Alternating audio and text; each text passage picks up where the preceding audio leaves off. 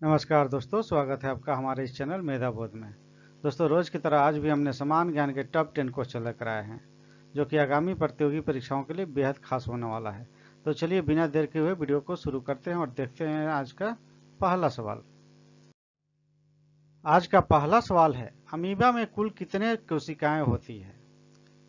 तो इसका सही जवाब है ऑप्शन ए, एक। केवल एक कोशिका होती है। जी हाँ दोस्तों, अमीबा केवल एक कोशिका से बना होता है और यही एक कोशिका उनके सभी जीवन कार्य को करती है, जैसे भोजन करना, चलना फिरना या प्रजनन करना आदि। इसका सही जवाब हो जाएगा एक कोशिका। अगला सवाल है, नागालैंड भारत का विधिवत राज्य कब बना? तो दोस्तो62 नागालैंड को 1 दिसंबर 1963 को भारत का 16वां राज्य बनाया गया था, जो नागालैंड अधिनियम 1962 के तहत पारित किया गया था और इसके लिए संविधान का 13वां संशोधन किया गया, जिससे यह एक पूर्ण राज्य का दर्जा इसको मिला। इसलिए इसका सही जवाब हो जाएगा 1963 ईस्वी में। ऑप्शन ए आपका राइट आंसर हो जाएगा 1963 ईस्वी में। अगला सवाल है, मुख्यमंत्री की नियुक्ति कौन करता है? तो दोस्तों, मुख्यमंत्री की नियुक्ति राज्यपाल द्वारा किया जाता है, जो विधानसभा चुनाव में बहुमत प्राप्त दल के नेता को मुख्यमंत्री पद की शपथ दिलाता है और साथ ही साथ अन्य मंत्रीगण को नियुक्ति मुख्यमंत्री के सलाह पर करता है, जैसा कि भारतीय संविधान के अनुच्छेद 164 में वर्णित है। इसलिए इस क्वेश्चन का आंसर हो जाएगा ऑप्शन बी, राज्यपाल। अगला सवाल है, इलेक्ट्रॉन की खोजकर्ता कौन है? तो इसका सही जवाब हो जाएगा ऑप्शन ए, जे थॉमसन।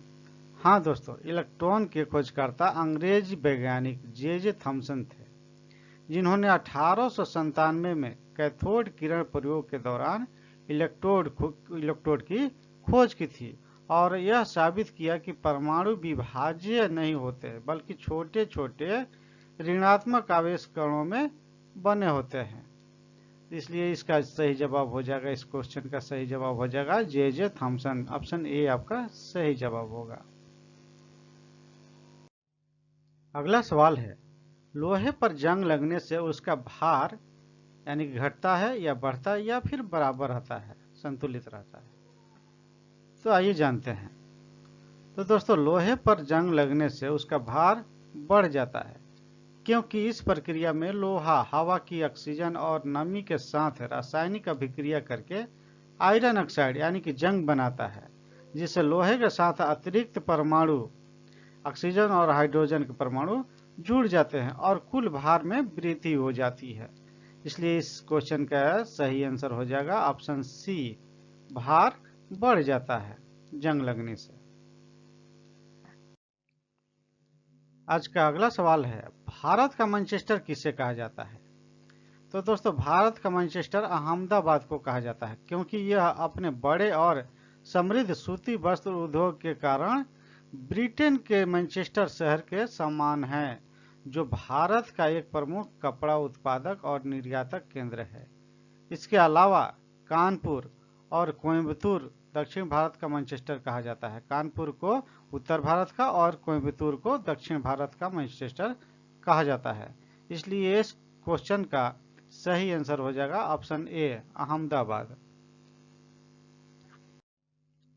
अगला सवाल है, अंतिम मुगल शासक बहादुर शाह जाफर की मृत्यु कहाँ हुई थी? तो दोस्तों, अंतिम मुगल शासक बहादुर शाह जाफर की मृत्यु 7 नवंबर 1862 को रंगून में हुई थी, जो कि अभी वर्तमान में म्यांमार कहा जाता है उसे। अगला सवाल है, पुत्रराज सम्मान किस क्षेत्र में दिया जाता है? तो दोस्तों, पुत्रराज सम्मान मुख्य रूप से संगीत के क्षेत्र में, विशेषकर हिंदुस्तानी शास्त्रीय संगीत के उत्कृष्ट योगदान के लिए दिए जाने वाला पुरस्कार है। इसलिए इसका ऑप्शन हो जाएगा ए, संगीत। आपका सही आंसर हो जाएगा संगीत।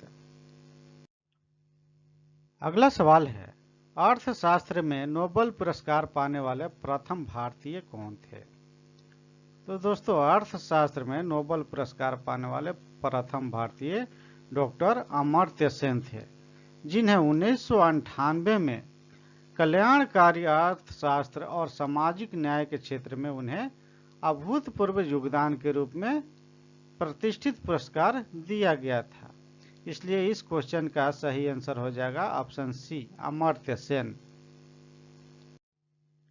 आज का अंतिम सवाल है, भारत रत्न प्राप्त करने वाली पहली भारतीय महिला कौन थी?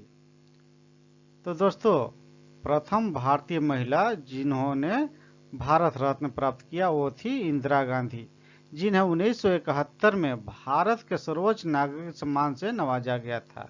उस समय वे भारत की प्रधानमंत्री थी और 1971 के भारत पाक युद्ध के दौरान उनके नेतृत्व के लिए यह सम्मान दिया गया था। इसलिए इस क्वेश्चन का सही आंसर हो जाएगा ऑप्शन बी, श्रीमती इंदिरा गांधी।